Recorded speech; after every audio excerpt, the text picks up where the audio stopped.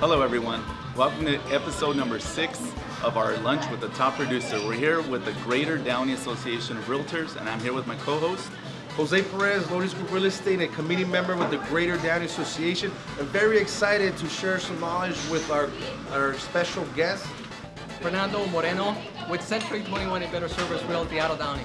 25 years of experience coming at you guys, so be ready. Let's go.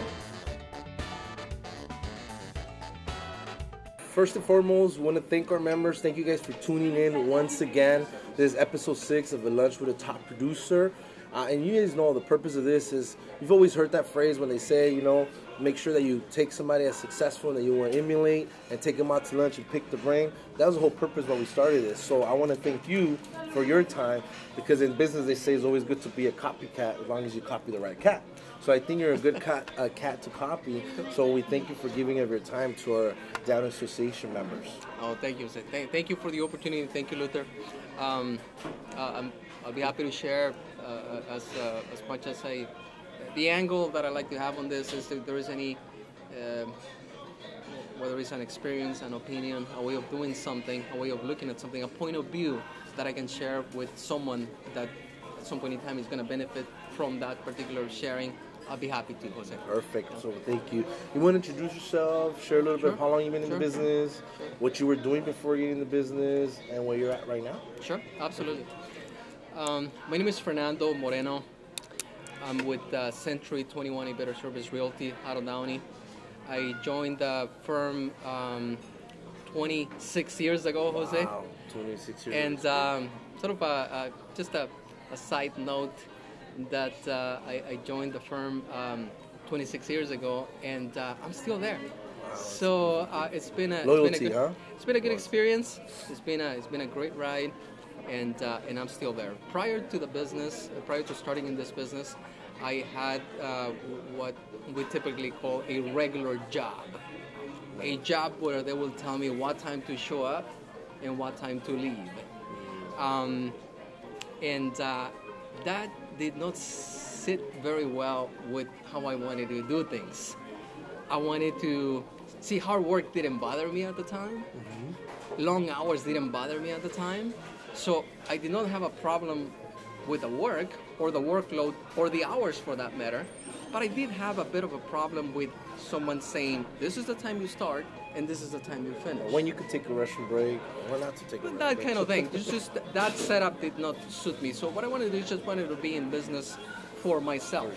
At the time, really, as a teenager in my early 20s, I didn't know exactly what I wanted to do, but I wanted to be in business for myself.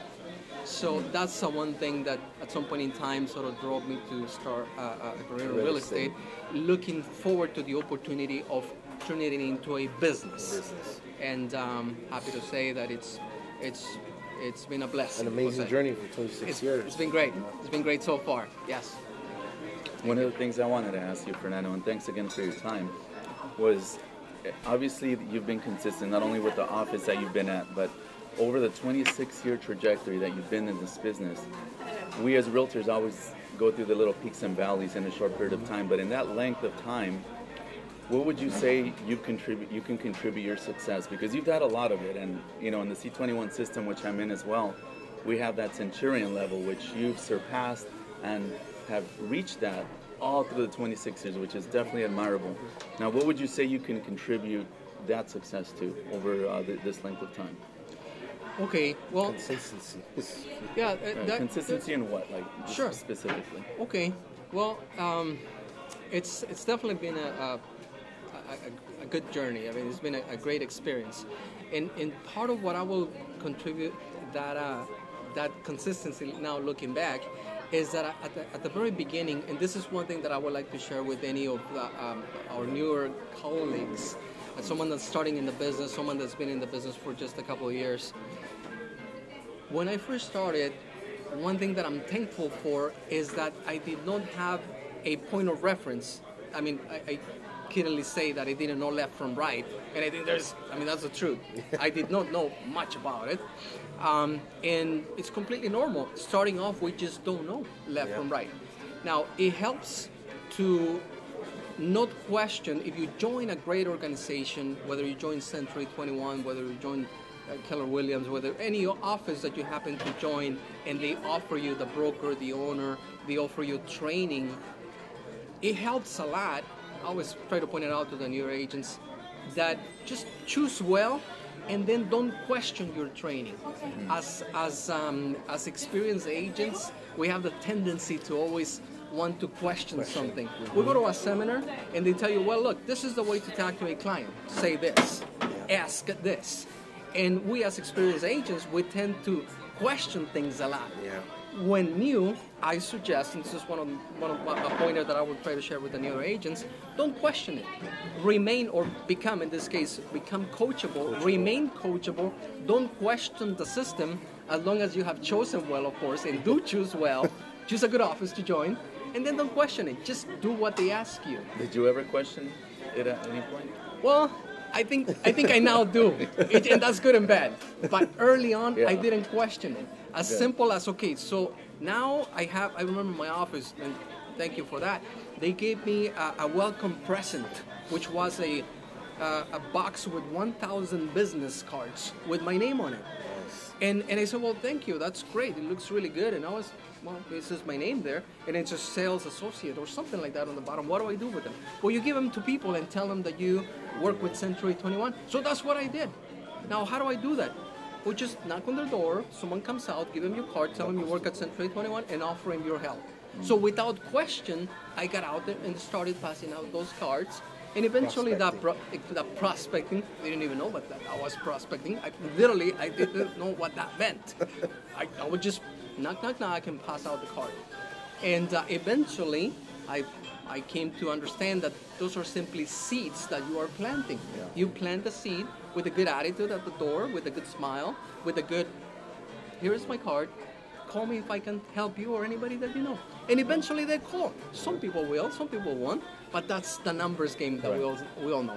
So besides that, I was going to ask you, what would you, if you can go back and start all over, what would you continue doing, what would you stop doing, if you can identify a couple of things? But it sounds like what you would do different, not question your broker in the training, and what you continue doing is just, I guess, go back to the basics. And Absolutely. The business that we are in of itself, is a rather simple business. Now, doing it at a high level perhaps is not easy, but it is simple.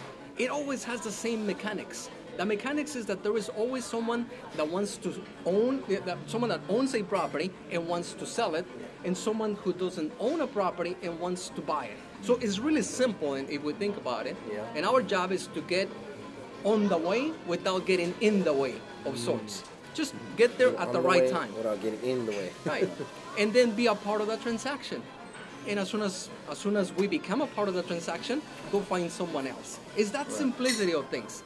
A lot of times I think also we as newer agents, we have the tendency to get caught up on what am I going to say to convince this person that they should buy? Or what am I going to say to convince this person that they need to sell? In reality, we don't need to say anything to convince them. These people, they are going to sell. Work with the they are going to buy. The only question that remains an answer is with whom. So our job is to show up at the right time and let them know I'm the right person to do it with. It's almost as simple as that. Can you share with the members, like Luther said, you've been consistent, you've been a Centurion for 25 years straight, it was amazing. There's a lot of ups and valleys like he shared. Definitely. But what have you done to keep yourself motivated to always want to stay consistent with the accomplishments that you've got? Because it's not easy doing it for 25 years, but what drives you? Is it your schedule? Can you share your schedule? What do you do to motivate yourself? How do you do to, exercise your mindset? What is the everyday life like Fernando Moreno like? Okay, I believe that the activities that we're involved in, as time goes by, it varies. As a newer agent, there are certain activities that we should engage ourselves in. As an agent that has some experience and had some success behind, perhaps after 3 years, after 5 years, the initial schedule is likely to change. After 10 years, after 15 years, depending to what level we reach in our goals, you're exactly family responsibilities and what have you. All of this is it's an evolving scenario. But at the beginning, going back to things that we can share with newer agents, is to start early, to get to the office early, let's put it that way.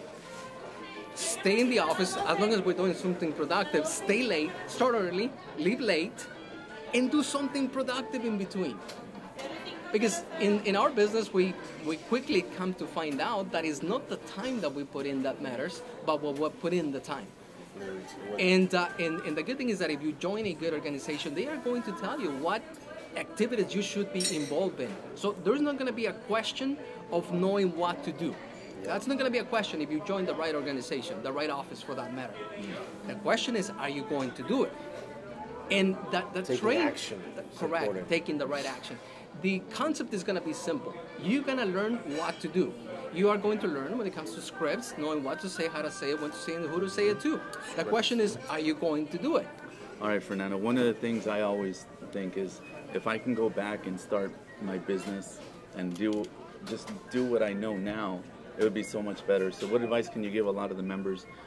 Just if you can go back in time and say, this is what I would stop doing, and this is what I would start doing, that you do differently. That's a great question, Luther. And one of the things that I can definitely share with you, with everyone, regardless of your how long you've been in the business, is some mistakes that I have personally made. One of them being not keeping track of every single past client and really work on an organized database of past clients and centers of influence. That's something that it's such a key principle of the business that I personally did not do. If we cultivate that past client and center of influence database, it is very likely that the business becomes even easier, and we're bound to have some success just by working our past clients, our centers of influence. That's something that I did not do. I'm guilty of that. Yeah. And definitely. It doesn't matter what you would have done, even if you would have all that information in 3x5 cards right now. How valuable would it be to you?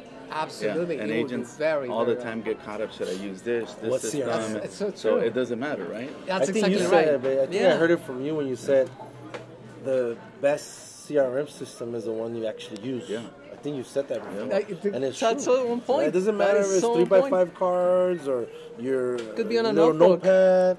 Yeah. Just use it. Right. And it's crucial because I know that's been a game changer for me too. No, you're so right. We have this tendency of trying to either get too fancy or have to do it this way, have to do it that way. There is no preset way of doing it. Just doing it. And I think that's so on point. Which database works best? The one you use. Yeah. So you would do that different. Anything that you would do the same, that you would continue doing, that you said that I would definitely continue to do. I will definitely continue the practice of becoming and remaining coachable. Become and remain eager to learn, to hear from people that always be a student. Always that's exactly right. Always be a student. That principle of not reinventing the wheel. The wheel has been invented already. It's out there. It's for us to be able to use it. How that applies to the business is simply by identifying someone that you can look up to as your mentor, as someone that you want to emulate in business, in the area of your real estate business. There are so many people, so many successes like you and a lot of people out there. So for newer agents, find someone that you want to emulate, someone that you want to be like, and ask to have those conversations, ask them to share. And you don't have to reinvent anything. Just work the principles, time-proven principles, and I think that's such a great tool. Stick to the use. basics. That is do the correct. basics. That's right. Speaking of emulating somebody that I've always emulated is people like yourself that created a passive income business, right, with rental properties. Sure. You've done flips, ultimately into rental properties. So at what stage in your 26 years did you actually break into whether it be flipping properties or rental properties? Gotcha. I was fortunate in the sense that early on, once I started in the business, once we start producing excess income, right? I mean, it doesn't take much. I guess it helps to have a goal in mind, and my goal was to at some point in time, and it seems like we're always in that journey, right? But to become financially independent, just that promise that eventually to get to the point where we go to work because we like to work, not because we have to work. That had always been sort of the principle driving some of the decisions that I was making early on. So once I was able to save enough money for the down payment on a property, I was ready. I felt that I was ready. Well, I'm in the right place. I'm in the right business. I want to buy a property. So I started buying and looking for an investment property. And thankfully, along the way, I have been able to find people that were kind enough to give me the opportunity to step into that arena. And early on, I got interested, as many people do, on buying, fixing, and selling. And I did that perhaps on the late 90s and early 2000s.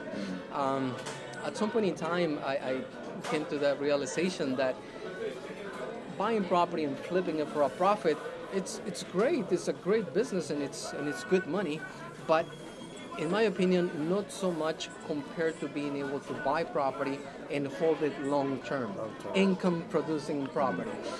Because it is income producing property that eventually, if we do it right, is going to give us the ability to go to work because we want to, not because we have to. And at the same time, those good decisions and good investments are going to supplement our lifestyle, the lifestyle of our kids' private school, our kids' health insurance, vacations that you want to take, the property that you want to live in. It'll all be a support system in terms of how you live and how you help your loved ones without having to go to work every single day. The funny thing is that when we show up to work, out of liking what we do, it makes it so much more fun. It seems like we're able to make better decisions. Oftentimes, right? Yeah. Yeah, when you have a system like that, when there's a little fluctuation in the market, such as what we've been expecting, how much stronger are you when you have something like that? It's almost recession-proof, right? Our business takes a little bit of a hit, but that almost gets stronger because what happens to the rental market? Absolutely. It goes up, it gets stronger, you're right. You know, just how many properties do you own now, being in the business after 26 years? After being in the business for this number of years, in the early 90s, as soon as I had the ability, I started buying a property here and there. And by now, I have I own and manage a small portfolio. I consider it small, but it's comprised it's comprised of mainly multifamily, from you name it, from 2 units to 5 units to some properties that are bigger in nature, 15, 20 units, that kind of thing. So altogether, they produce enough to take care of themselves and give that overage to take care of other things. Such as buying more property. There you go. That's the key. One time I heard, and I didn't even hear myself, someone told me about it, but Dr. Boss, the owner of the Clippers. Right? He's put together all of this real estate assets, and someone asked him for advice when it comes to real estate. So it's very simple. Just buy real estate and never sell.